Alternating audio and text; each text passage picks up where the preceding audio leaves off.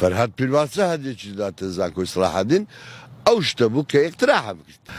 تۆ دەزانی من چۆن قسە دەکەم، هەندێکجار قسەیەک دەکەم هەر ڕاست نییە، بەڵام لە پشتەوەوی حەقیقەتێکی ترەیە.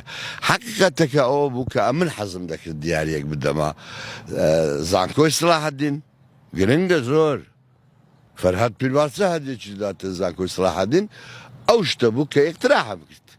گوتم لیژنەیەک پێک بینن بۆ ڕێکخستنەوەی کتێبخانەکانی ئەرشیڤخانەکانی پترسبۆرگ، پاریس، ژنێف، فۆڵکستۆن کە لەسەر حدودی بینی بریتانیا و پاریسە مهمە، لەگەڵ ئەو ناوانەی ژماردم کە حکومەت بێ